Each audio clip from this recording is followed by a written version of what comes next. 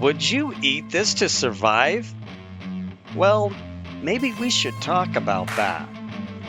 Let's talk about the indispensable survival skills we've learned from our time on the Gray Sky Island. We'll talk about gathering everything you find, hunting to get meat, roasting that meat to live, cooking other food to thrive, woodcutting for when you're in a pinch, and why you'd be stupid not to use the scope, pins, and map icons. So the first thing you want to do when you start this game is gather everything you find, whether that be a tree branch, a stick, an apple, a mushroom, anything. You could use these things as either weapons or food, and later on you can do even more with it by fusing things together and make them stronger. You'll also want to hunt and fish so you can gather meat. Your bow is exceptionally handy for this when you don't want to scare them away. Roasting is a quick way to not only enhance your food so it will heal more than uncooked food, but it will also allow you to stack all of the roasted food items you have of the same kind so you can carry so much more. To roast an item, you just throw your food onto any open fire. Wait for the fire to ignite the food and wait again till the animation changes, which indicates that it's roasted. If you wait too long and let it ignite again, it will burn your food to a crisp and you'll lose it.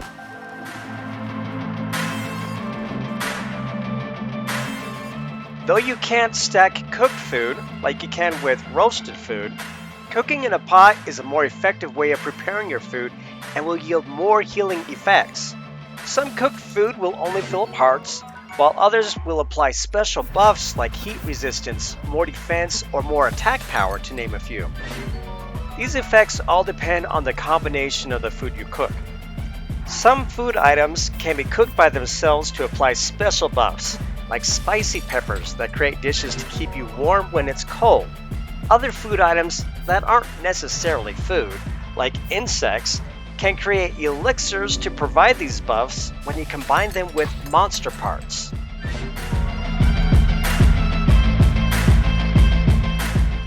To cook in a pot, all you need to do is grab the food you want to cook, stand next to the pot, and click the A button to throw it in. There will be a small animation that you can watch or skip by pressing the X button, and voila! Your masterpiece will then be created. You can experiment to see what works and what doesn't. If you try to cook something that won't yield food or elixirs, you'll get this delicious looking, dubious looking food that will still fill up one heart, even though it just might be a little gross.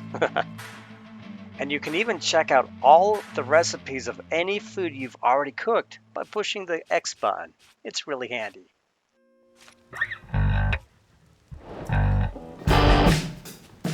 Woodcutting is simple, but sometimes necessary. To cut wood, all you need to do is hold an axe and swing it at the tree. If you don't have an axe, you can use other bladed weapons that may or may not yield as good results. When you cut down a tree, you can sometimes get acorns, croc fronds, or maybe some other things too. It's just random. The log you get can be combined to other things with Ultra Hand to make useful builds like a raft or a crappy bridge. You can even hit the log again to turn it into wood that can be used to start a fire that you can then use to roast your food. Or you can even sit by the fire to have the game jump to the next time of day you want. This is very helpful when you want to sneak in on your enemies at night to wipe them all out with sneak strikes, or if you want to avoid the darkness of night altogether. The scope and pins are so useful. With the scope, you can zoom in on objects to get a better view. You can also place pins on the objects you see that will mark the location on your map and make a beacon for you to be able to see on the extents of your mini-map at any time. In the main map, you can change these pins out for icons that can be more specific for the type of marker you're wanting it to represent.